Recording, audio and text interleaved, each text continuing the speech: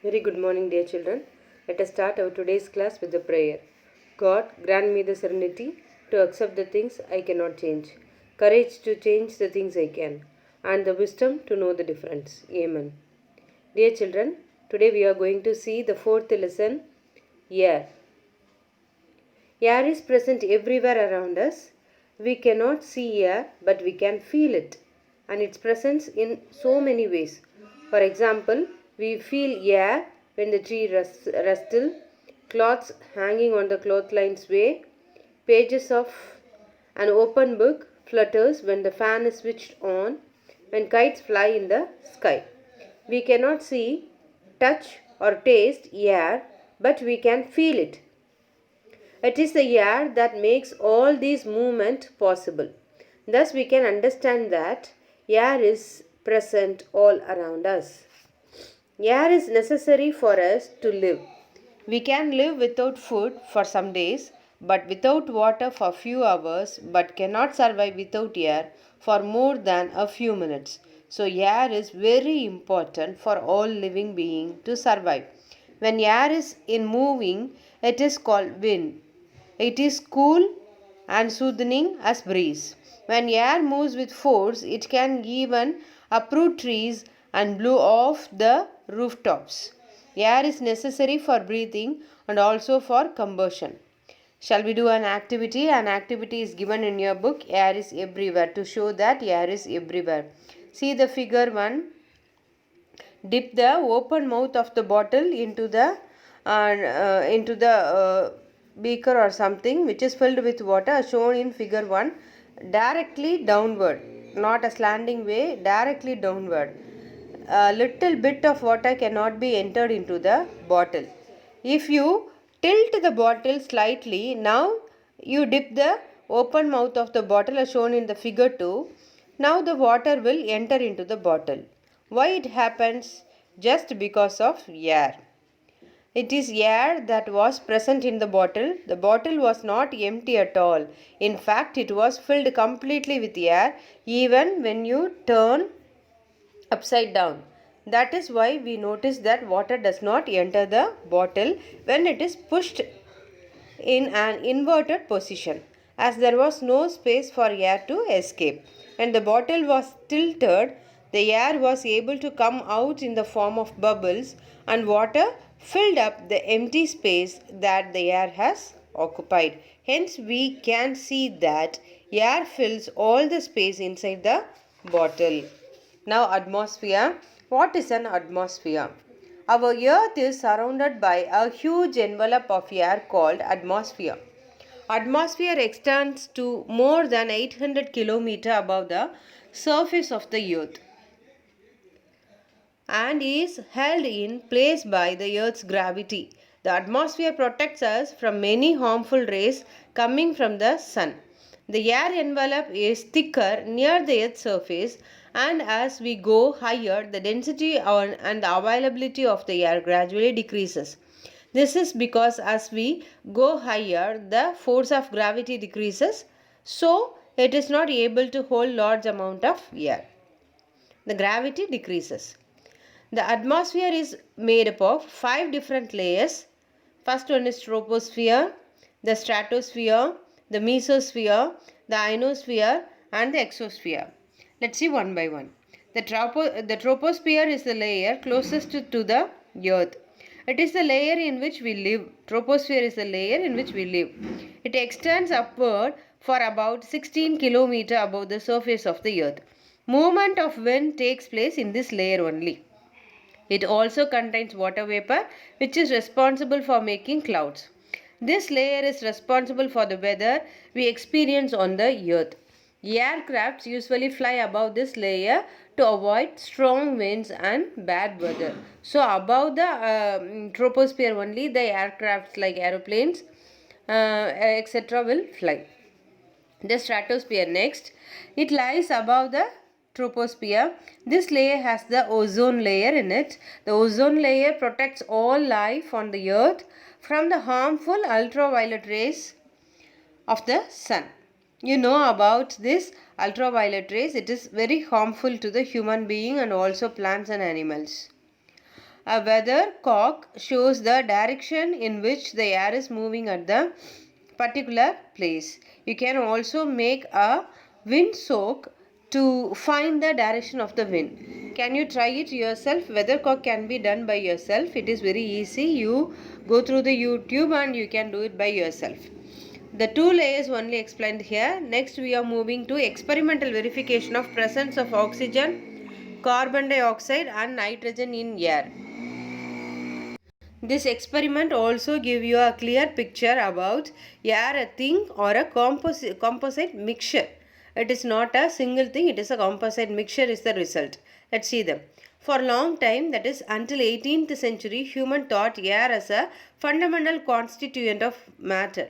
However, an ingenious experiment conducted by Joseph Priestley. This experiment was done by Joseph Priestley in 1774 showed that air is not an elementary substance but is a composition or mixture of gases. He was also able to identify a colorless and highly reactive gas which was later named oxygen by the great French chemist Antoine Lavoisier. First, let's see the Priestley's experiment. Priestley took a tub of water and made a float and placed a candle on it. He covered the candle with a glass jar. The dome-shaped jar is the glass jar. See this figure 1. Okay. As you would now, as the bottom portion of the jar was filled with water, no air can enter or exit, and hence the jar was completely sealed. That's what shown in the figure 1. As you would have guessed, the candle flame would exhausted in a few short time. He used a magnifying glass to focus the sun rays to light the candle. Thus he tries to relight the candle many times without opening the sealed jar. The candle could not be relit. Why? What happens? What can we make out of it? It was clear that something in the air was being used for burning and being converted into another substance. Once the substance in the air that was aiding the burning was completely used by the burning flame and converted into another substance, the flame went out. Now, as the jar was inside the water, Priestley could gently lift the jar and place a live mouse, Eli, inside it without allowing outer air to enter the jar. Without oxygen, as you would have guessed, the mouse died. It was clear that oxygen was necessary for the survival of the mouse. See the next step. In the next step, he gently lifted the jar and placed a mint plant. Okay. Look at the figure 5. You could see that the plant is inserted into the bell jar when the jar is very much inside the water. This is done to ensure that the outside air is not entering into the bell jar. Okay. Plant being a living thing like mouse, perhaps he thought would die. Instead, the plant survived. After placing the mint plant, he lit up the candle. See the fifth figure, he placed the mint plant. And in the sixth figure, he lit up the candle. Okay. He lit up the candle. He lit up the candle. The candle continued to burn. So what happens when the mint leaf is placed inside? The candle is continuously burning. In fourth experiment, he took a jar, burning a candle and converted all oxygen into carbon dioxide. He placed a mint plant and a mouse into this jar. Both the plant and the mouse survived. He found that plants and animals have a synergy. Animals consume oxygen and release carbon dioxide, and plants take up carbon dioxide and release oxygen. During 1730 to 1799, Jan showed that sunlight is essential to the plant to carry out photosynthesis and also to purify air that is fouled by breathing animals or by burning candles. From these experiments, it was clear that air was a composite mixture of many gases like oxygen and carbon dioxide. Next, we are going to see another proof for release of oxygen in photosynthesis. For this, hydrilla plant is taken. This is a water plant. Take a healthy branch of hydrilla and place it in a funnel. Invert the funnel in a beaker of water as shown in the figure. Invert a test tube also over the stem of the funnel. Stem of the funnel. The stem of the funnel should be kept immersed inside the water. Leave the beaker in sunlight for some time. You will notice some bubbles rising in the test tube. The bubbles contain oxygen released by the plant during photosynthesis. If we show a glowing splinter to the collected air, it burns brightly. This shows the collected gas is oxygen. Next, activity 3 is used to test for the proposition of oxygen and nitrogen in air. So, now we conclude that the air is mixture of oxygen and carbon dioxide and also with other material. So, the major part of the air is filled with nitrogen. That's what's shown in activity 3. We know that iron undergoes rusting when oxygen and form iron oxide. This process can be used to estimate the percentage of oxygen in air, which has been removed by the rusting reaction. Take a small portion of iron wool, press it into a 20 ml graduated test tube and wet it with water. Tip away excess of water. Take a 500 ml beaker and fill half of the beaker with water. Invert the test tube and place it in air. Leave the arrangement at least for a week without making any disturbance to the test tube. Observe the change that had happened in the iron wool and to the level of water inside the test tube. We could see that the water level has increased inside the test tube. The rise in water level is because, compare the rise in water level in the test tube you can observe. The rise in water is because of oxygen in air which has been removed by the rusting reaction. This will be about 20%, which is approximately the percentage of oxygen in air. So, more to know, we come to know oxygen, carbon dioxide and nitrogen are present in the air. How can we test the presence of carbon dioxide in air? Pour some lime water in a glass tumbler. Bubble some air using a straw like this little girl did through the lime water. Lime water na onnu kadayadu, sunnambu thanni. After a few minutes, look at the lime water carefully. The lime water will produce a white precipitate and that the lime water will eventually turn to a milky white solution. This shows the presence of carbon dioxide in air. Composition of air. From Risley's experiment, we come to know that air was not just one substance. It will not composite of only oxygen. It is a mixture. We will now describe what air is made up of. This is called composition of air. The major component of air is nitrogen. Almost 4/5 of the air is nitrogen. The second major component of the air is oxygen. About 1/5 of the air is oxygen. In addition to nitrogen and oxygen, air also contains small amount of carbon dioxide, water vapor and some other gases like argon, helium, etc. The air may also contain some dust particles. The composition of air in terms of percentage of its various components can be written as follows, as shown in the pie diagram. The composition of air changes slightly from place to place, also from season to season.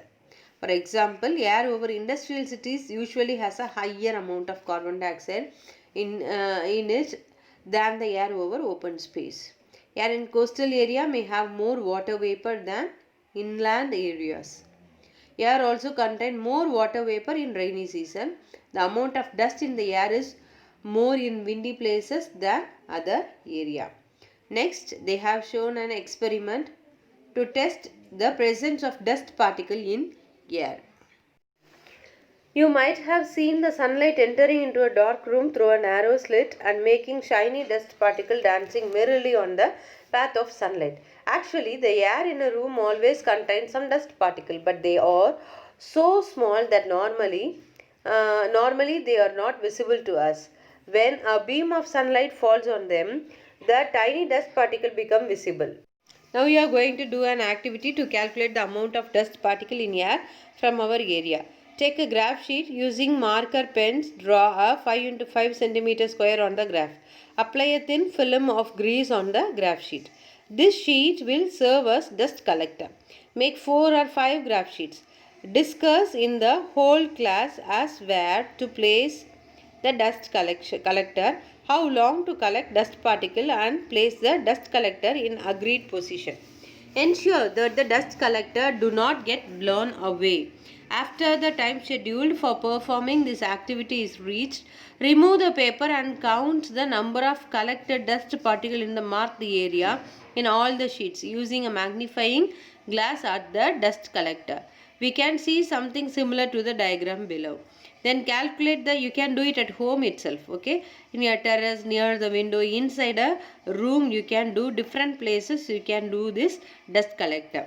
Then calculate the mean number of dust particle in the marked area. Mean is equal to total number of dust particle on collector divided by number of squares on the collector. The range of the dust can also be calculated as given below. Range is equal to maximum value minus minimum value. Collect details from all the areas where we have kept the dust collector sheet. Tabulate the recording in the table given below. So, test of water vapor in air. Take a few ice cubes in glass. Keep it on the table for a few minutes. Observe what happens. You could see tiny droplets of water all over the outer surface of the glass. From where do these droplets come? The water vapor present in the air condensed on the cold surface of the glass. This shows that air contains water vapor. Next, burning and combustion. When we burn a candle, paper, kerosene, coal, wood or cooking gas, oxygen is needed. The oxygen needed for the burning of candle, paper, kerosene, coal, wood and cooking gas comes from the air around us.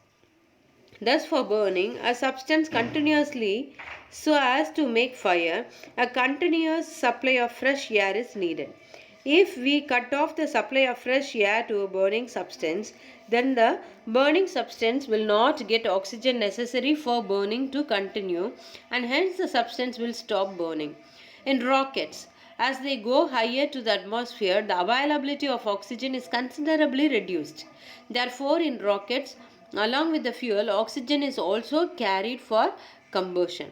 In the process of burning of a substance in the presence of oxygen and releasing a large amount of light and heat is called burning. If the process does not emit flame, then it is called combustion. Example, oxygen is necessary for burning. Already we did it. Take two candles. One candle is open and another candle is closed with the glass, and after a few minutes the second candle will lit off. Okay, this proves the necessity of oxygen. Next we shall see the importance of air for survival of plants and animals.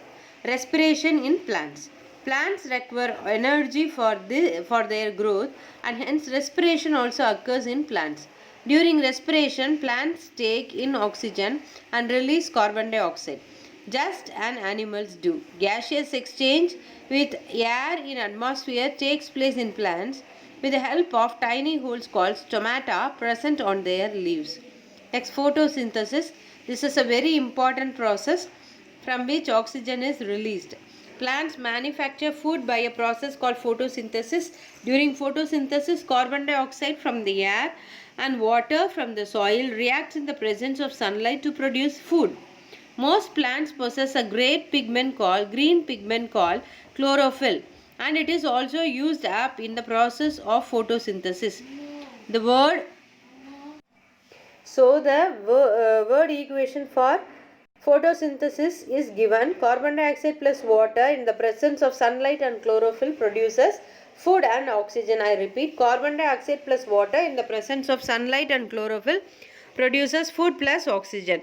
Plants release oxygen during photosynthesis, which is much more than the oxygen consumed by the plants during the respiration. Respiration in animal. When we breathe in air, the oxygen present in the air reacts chemically with digested food within the body to produce carbon dioxide gas, water vapor and energy. This energy is required to carry out many processes in the body such as movement, growth and repairing work. This process by which oxygen reacts with the digested food to form carbon dioxide, water vapor and energy is called respiration. The process can be represented by a word equation as shown below. Food plus oxygen produces carbon dioxide plus water plus energy. Carbon dioxide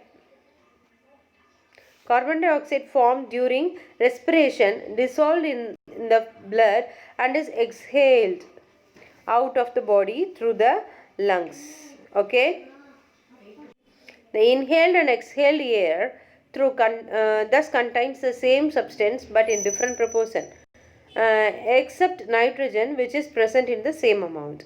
Inhaled air contains more oxygen while the exhaled contains more carbon dioxide. Let us have a look at the following table to compare the composition of air in inhaled and exhaled air. See, the nitrogen level is same, but in the oxygen level 5% is consumed. See, the carbon dioxide level, more carbon dioxide is released. Water vapor, it variable amount it inhaled according to the atmosphere, and noble gases the same range. Dust variable amount and none will be exhaled. So we should be very careful while we breathe. Okay, temperature, room temperature, and the exhaled air will be in the form of body temperature.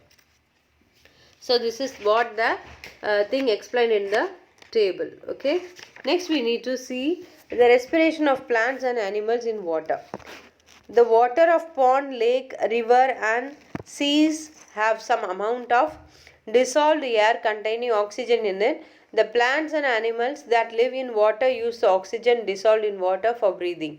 For example, frog respire through their skin, fish respire using their gills. So what are all the uses of air? There are many different uses of air. Air is used by plants and animals for breathing. This is the first important.